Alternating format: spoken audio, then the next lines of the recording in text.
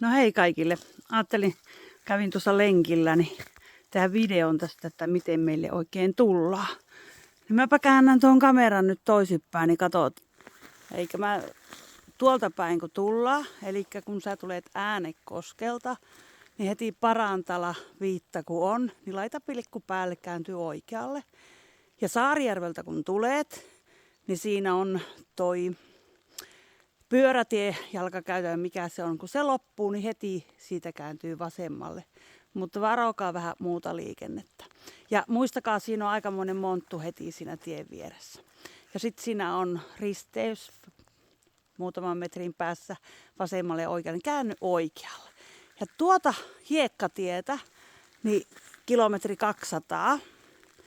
Ja tulee tämmönen vasemmalla puolella näkyy tossa mun heinäseipässä mun lokot.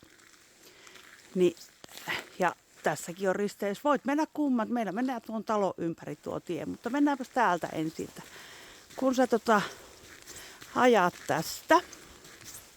Täällä on vähän sateinen keli ja tämmönen tihkuja. Tosiaan käytiin tuossa kävelemässä tuolla 13 asti. Niin vähän on semmonen, että jos ihmettelet, että miksi mä oon hengästynyt, niin se johtuu siitä. Niin tuossa on mun auto tuolla katoksessa, niin tuu tästä välistä. Tästä sopii myös pakettiauto, niin kuin meillä tuo toinen auto tuolla. Että varokaa vähän noita portaita, kun ajatte. Ja sitten tuossa yhden autotallin seinässä on tuon mun logo.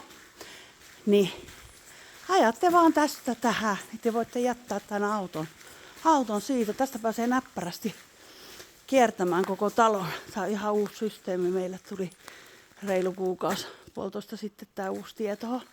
Niin pääsee nätissä kiertämään. Ja tästä pinkkiä. Mulla on aina pinkkiä. Pinkki on mun väri.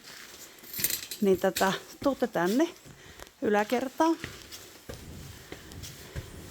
Voitte ihailla meidän saunaa tuossa.